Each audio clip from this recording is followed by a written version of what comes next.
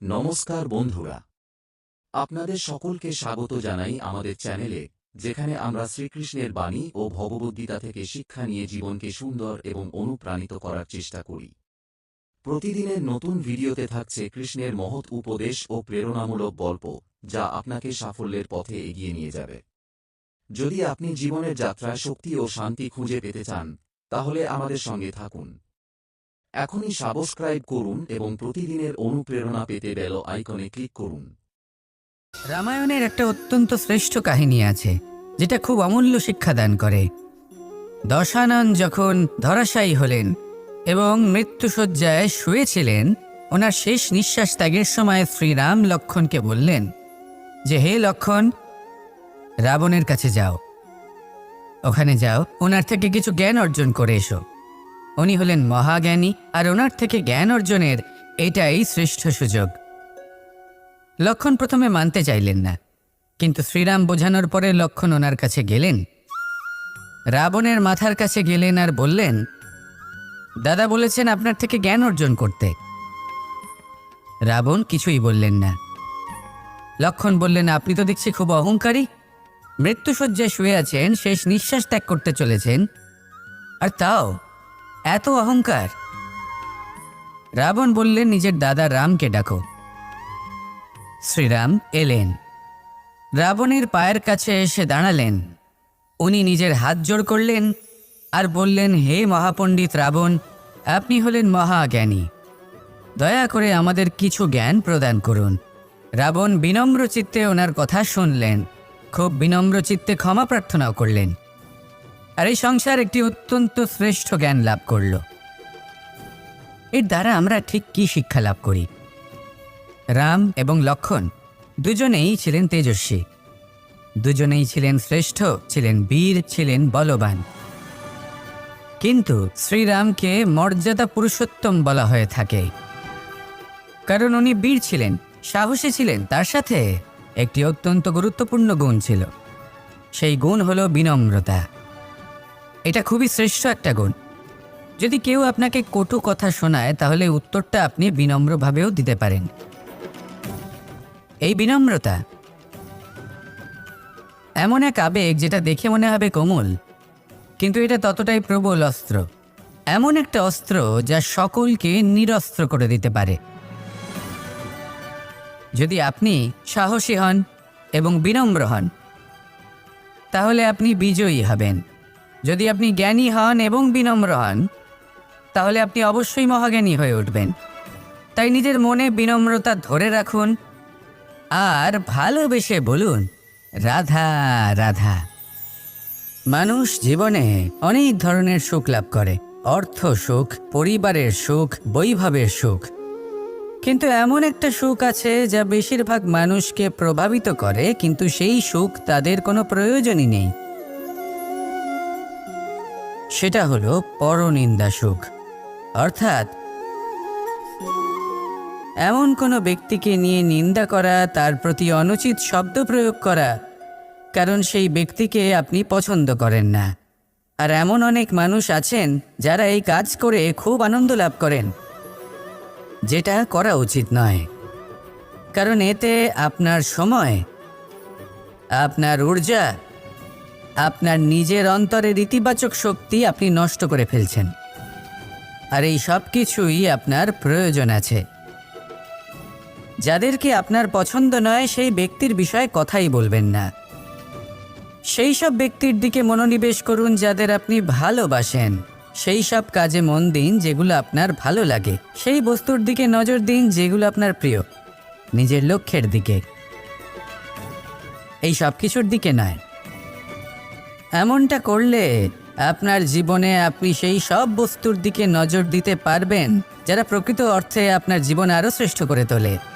এমনটাই করুন, জীবন আরও অনেক বেশি সুন্দর হয়ে উঠবে, আর তখন এই মন প্রসন্ন হয়ে বলবে, রাধা রাধা। আজ আমরা আবার সাফল্য আর অসফলতার বিষয়ে কথা বলবো। সফল ব্যক্তি কে হয় এবং অসফল ব্যক্তি কে হয়, এই বিষয়ে আমরা আগে অনেকবার কথা বলেছি। প্রত্যেক ব্যক্তি সাফল্য লাভ করতে চান, কিন্তু প্রত্যেক ব্যক্তি সাফল্য লাভের এই কাজে সফল হতে পারেন না। এবার এটা কেন হয়, এর পেছনে কারণটা কি? কারণ হলো ভয়। সফল ব্যক্তি হলেন তিনি যিনি নিজের সিদ্ধান্ত দ্বারা এই সমস্ত সংসারকে বদলে দিয়ে থাকেন, এবং অসফল ব্যক্তি হলেন তিনি যিনি এই সংসারকে দেখে এর বিষয়ে ভেবে নিজের সিদ্ধান্ত বদলে ফেলেন। প্রয়োজন হলো নিজের লক্ষ্যের বিষয়ে ভেবে দেখার, পথের বিষয়ে ভেবে দেখার। একবার যদি আপনি পথ নির্বাচন করে থাকেন, সেই পথে অগ্রসর হতে থাকুন আর তাতে অটল থাকুন। সবসময় দৃঢ় প্রতিজ্ঞ হন। আপনি যদি কোনো পথে টিকে থাকেন আর নিরন্তর পরিশ্রম করতে থাকেন, তবেই আপনার জীবনে সাফল্য আসবে। যদি কথায় কথায় লোকে কি ভাববে, লোকে কি বলবে, এ কথা ভেবে নিজের সিদ্ধান্ত পাল্টান, তাহলে কখনো নিজের লক্ষ্যে পৌঁছতে পারবেন না। আসুন আমার সাথে ভালোবেসে বলুন, রাধা রাধা। মানুষের 6টি বড় শত্রু রয়েছে, আর এরা অন্য কোথাও নয়, বরং মানুষের অন্তরেই বাস করে। এই 6টি শত্রু হলো কাম, ক্রোধ, মোহ, লোভ, ঈর্ষা আর অহংকার। কিন্তু এরা কি চিরকাল আপনার শত্রু হিসেবেই থেকে যায়? এদেরকে নিজের বন্ধু করে তোলা কি সম্ভব নয়? ভেবে দেখুন না। এবার যদি কথা বলি কাম নিয়ে, অর্থাৎ কামনা করা, তাহলে মানুষ যদি জীবনে কামনা করতে থাকে তাহলে সন্তোষের অনুভূতি লাভ করতে পারে না। কিন্তু এই কামনাই মানুষের বন্ধু হয়ে উঠতে পারে। কিভাবে? ধরুন, যদি মানুষ ভাবে আমি আরও অনেক বেশি শ্রেষ্ঠ ব্যক্তি হয়ে উঠতে চাই, আর তার জন্য কর্ম করে, পরিশ্রম করে, তাহলে ভবিষ্যতে গিয়ে শ্রেষ্ঠ ব্যক্তি হয়ে উঠতে পারে কামনার কারণে। অর্থাৎ এই কামনাই ওর বন্ধু হয়ে ওঠে। কিন্তু ধরুন, কোনো মানুষ যদি চায় সে শ্রেষ্ঠ ব্যক্তি হয়ে উঠবে, কিন্তু তার জন্য না কোনো কর্ম করছেন আর না কোনো পরিশ্রম করছেন, আর অধর্মের পথে চলতে শুরু করে দেন, তাহলে এই কামনাই তার শত্রু হয়ে উঠতে পারে।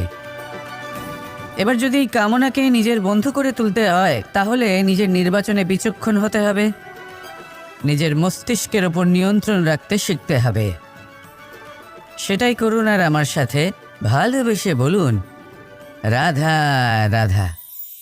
আজ আমরা মানুষের আরও একটি শত্রুর বিষয়ে কথা বলবো, যার নাম হলো লোভ। যে কোনো বস্তুকে অত্যাধিক লাভ করার যে বাসনা, যতটা লাভ করেছি ততটা যথেষ্ট নয়, আমার আরও চাই, আরও চাই, একেই বলে লোভ। এবার এই লোভ আপনার জীবনে শুভ না অশুভ, আপনার মিত্র নাকি আপনার শত্রু, সেটাও নির্ভর করছে আপনার ওপর। যেমন ধরুন, কোনো ব্যক্তির অসম্ভব ধনের লোভ, সে সেটা অর্জন করছে আর সেটা সংগ্রহ করছে, আর সেটা লাভ করার জন্য সে অনৈতিক কাজ করছে। যদি এই সব হতে থাকে তাহলে লোভ কিন্তু আপনার পক্ষে অত্যন্ত ক্ষতিকারক। কিন্তু যদি সেই ব্যক্তি ধরুন ধন অর্জন করছেন, তার সাথে নীতিও পালন করছেন, আর সংগ্রহ করার পরে সেটা সংসারে ছড়িয়ে দিচ্ছেন, যদি এমনটা হয় তাহলে এই লোভ আপনার বন্ধু হয়ে উঠতে পারে। যদি আপনার সৎসঙ্গ লাভ করার, সৎকর্ম করার লোভ থাকে, তাহলে আপনি কখনো একা থাকবেন না। যদি ভালোবাসা প্রদান করার লোভ থাকে, এই সংসারকে সাহায্য করার লোভ থাকে, তাহলে এই লোভ যা সংসারের শত্রু, সেটা কিন্তু আপনার সাথে পরমাত্মার মিলন ঘটাতে পারে। এবার এই লোভকে নিজের মিত্র করে তুলবেন নাকি শত্রু করে তুলবেন, সেই সিদ্ধান্ত আপনারই। আসুন আমার সাথে ভালোবেসে বলুন, রাধা রাধা। একটি সোনার মুদ্রা নিন, সেটা জলে ফেলে দিন, তারপর তুলে নিন, সেটা মাটিতে ফেলে দিন, আবার তুলে নিন, কাদায় ফেলে দিন, আবার তুলে নিয়ে হাতুড়ি দিয়ে তার উপর প্রহার করুন। তারপরেও সেই সোনার মুদ্রার মূল্য সেটাই থাকে যা আগে ছিল, তাই না? এটা হলো উদাহরণ সংসারের সেই প্রত্যেকটা জীবের জন্য, প্রত্যেকটা মানুষের জন্য। কখনো কখনো জীবনে সাফল্যের বদলে আমরা বিফলতা পাই। যতটা আশা করেছিলাম ততটা শ্রেষ্ঠ কর্ম করতে পারি না। কখনো বা আমরা ভুল করে ফেলি, কখনো আমরা অনুচিত কর্ম করে ফেলি, কখনো সংসার আমাদের বুঝতে পারে না। তার পরিণামস্বরূপ এই সংসার আমাদের নিন্দা করে, আমাদের উপেক্ষা করে, আমাদের বিষয়ে কটু কথা বলে, কখনো সামনাসামনি বা কখনো পেছনে। সংসার এমন একটা আচরণ করে যেন আমাদের সাথে কথা বলাটাই একটা বিশাল অপরাধ। এবার সেক্ষেত্রে কি করা উচিত? মনকে শান্ত করা উচিত। বেশিরভাগ ক্ষেত্রেই এমন সময় মানুষ এটা ভেবে বসে যে তার জীবনের কোনো মূল্যই নেই। তার মনে হয় যে সে এই সংসারে শুধু একটা বোঝার সমান। সে নিজেকে ঘৃণা করতে থাকে। ওর মনে হয় যে তার জীবন শূন্য। কিন্তু তা নয়। আপনি সোনার মুদ্রার মতো। যদি আপনার মধ্যে সেই গুণ থাকে, আপনি শ্রেষ্ঠ কর্ম করেন, আপনার মধ্যে সেই বিদ্যা থাকে, আপনি নিরন্তর প্রয়াস করেন, সৎকর্মের পথে এগোতে থাকেন, তাহলে আপনার নিজের যে মূল্য তৈরি হয় সেটা কোনো পরিস্থিতিতে কোনো ব্যক্তি আপনার থেকে কেড়ে নিতে পারবে না। শুধু নিজে ভেঙে পড়বেন না। এটা ভাবুন, যে সম্মান আপনি হারিয়েছেন সেটা আপনি কিভাবে ফিরে পেতে পারেন, তার জন্য কি করতে হবে।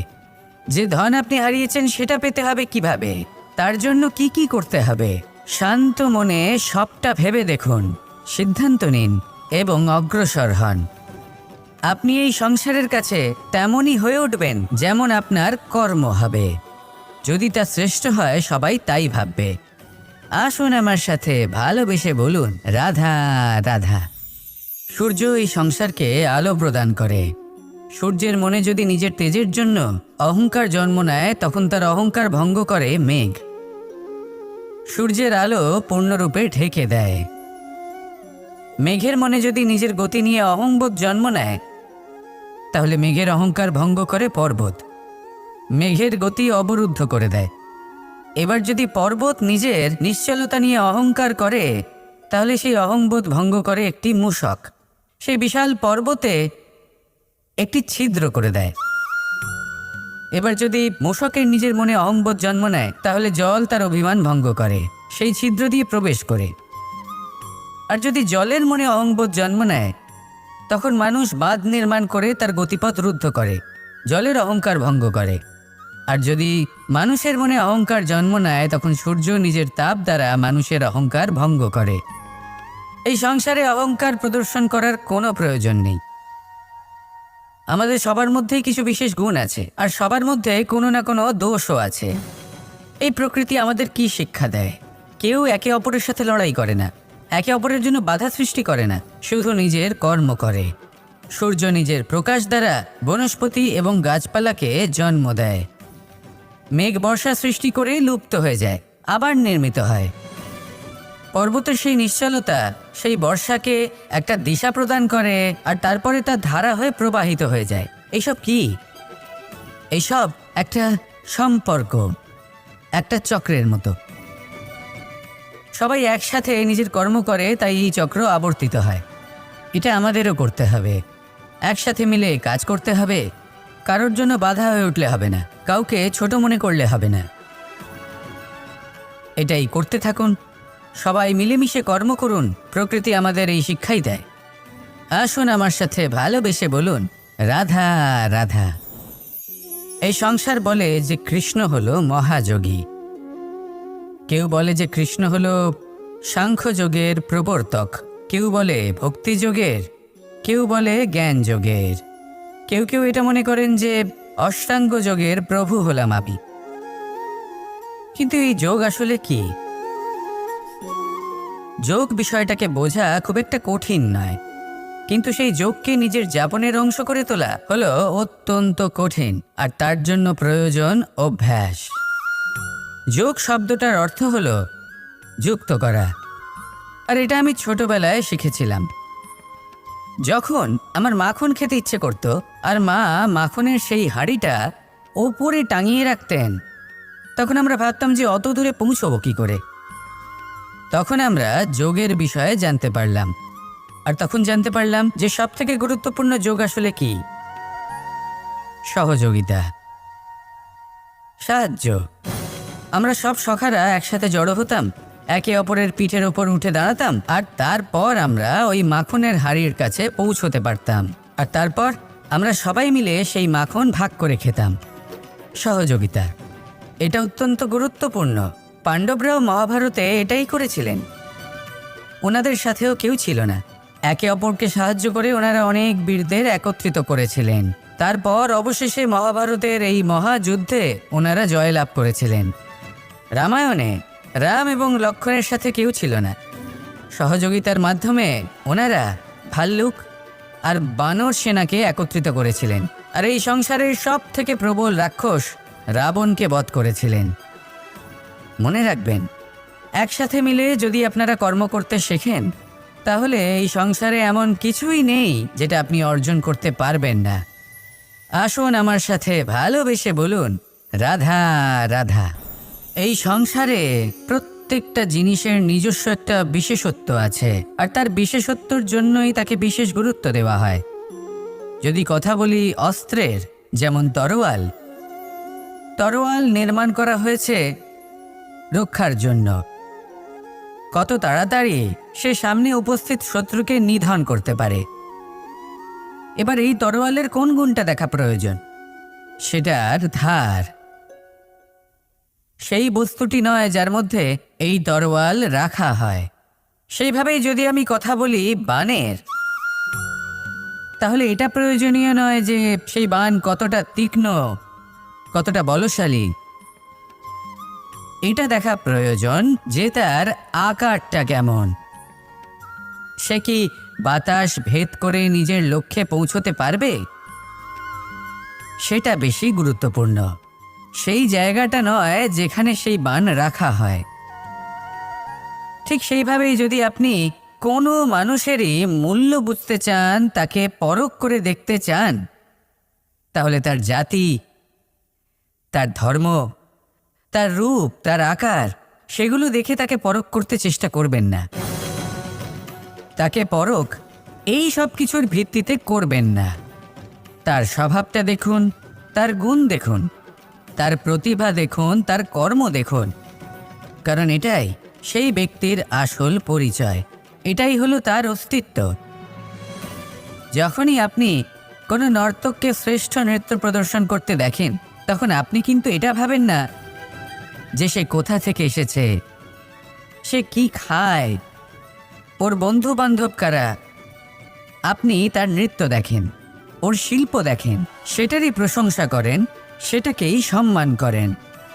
সেইভাবে এই সংসারে সকলকে সম্মান করুন, আর এই সম্মানের আধার হওয়া উচিত তার গুণ, তার স্বভাব, তার কর্ম, তার রূপ আর তার বেশভূষা নয়। আসুন আমার সাথে ভালোবেসে বলুন, রাধা রাধা। সবাই বলেন যে জীবনে কাদের সঙ্গ লাভ করছি সেটা খুব গুরুত্বপূর্ণ। এক ঝুড়ি ফলের মধ্যে যদি একটা পচা ফল আপনি রেখে দেন, তাহলে আস্তে আস্তে সমস্ত ফল পচে যায়। সেই জন্য কথায় আছে যে কুসঙ্গ থেকে দূরে থাকো। কিন্তু কি করা যায়? এই সংসার খুবই ছোট। যেখানে আমরা কাজ করি, যেখানে আমরা থাকি, যে পথে আমরা আসা যাওয়া করে থাকি, যে পথে আমরা ভ্রমণ করি, সেখানে এমন অনেক সংখ্যক ব্যক্তি থাকেন যাকে দেখে আমরা মনে করি যে এদের থেকে দূরে থাকতে হবে। তখন আমরা কি করতে পারি? তাদের কি আমরা পরিত্যাগ করব? তাহলে এই সংসারে এমন অনেক মানুষ আছেন, তাহলে কি সংসারই পরিত্যাগ করব? না, সেই ফলের মতন হবেন না যারা একটি পচা ফলের উপস্থিতির জন্য নিজেরাও নষ্ট হয়ে যান। বরং হয়ে উঠুন চন্দন বৃক্ষের মতন, যেটা আসলে সাপেদের বাসস্থান, যেখানে অনেক সংখ্যক অত্যন্ত ভয়ানক বিষধর সাপ থাকে। তারপরেও এই চন্দন, সে কিন্তু নিজের শ্রেষ্ঠত্ব হারায় না, এর মূল্য কিন্তু সেই একই থাকে। মনে রাখবেন, এই সংসারে নিজের সঙ্গ বদলানোর পূর্বে নিজেকে বদলান। নিজেকে কিছুটা এমনভাবে গড়ে তুলুন যে কেউ আসুক না কেন, সে যেন আপনাকে বিভ্রান্ত বা দূষিত না করতে পারে। আসুন আমার সাথে ভালোবেসে বলুন, রাধা রাধা। নিজের নিজের অভিজ্ঞতাগুলো দেখে, তার পরিণাম দেখে প্রত্যেক মানুষের মনে একটা ধারণা জন্ম নেয়। প্রজন্মের পর প্রজন্ম যখন অগ্রসর হতে থাকে, এই ধারণাগুলোই কারণ হয়ে ওঠে যা মানুষের জীবনে তার শুভর, অশুভর, লাভের, ক্ষতির এই সব কিছুর আধার হয়ে ওঠে। যেমন ধরুন, আপনি কোথাও যাচ্ছেন আর পথে বেড়াল রাস্তা পার করে গেল, সেটা অশুভ বলা হয়। কেউ হাঁচলে গাছ থামিয়ে দেওয়া হয়। বলা হয় যখন আপনি কোনো শুভ কাজ করতে যাবেন তখন মিষ্টি খেয়ে যাবেন, কাজ সফল হবে। যদি কোনো ব্যক্তি অনুচিত কথা বলে দেন, তার মানে অনুচিত কিছুই ঘটবে, আদি ইত্যাদি এরকম অনেক সংখ্যক ধারণা আছে। কিন্তু সবকিছু যদি এরকমই হতো তাহলে প্রত্যেক মানুষ নিজের কথা দ্বারা নিজের বা অন্য কারোর জীবন স্বর্গতুল্য করে তুলত, নয়তো নরকে পরিণত করত। কিন্তু এরম কি আদৌ হয়? না। কারণ এই সব ধারণা, এই সব কিছু এর উৎস হলো মানুষের মন, তার মস্তিষ্ক।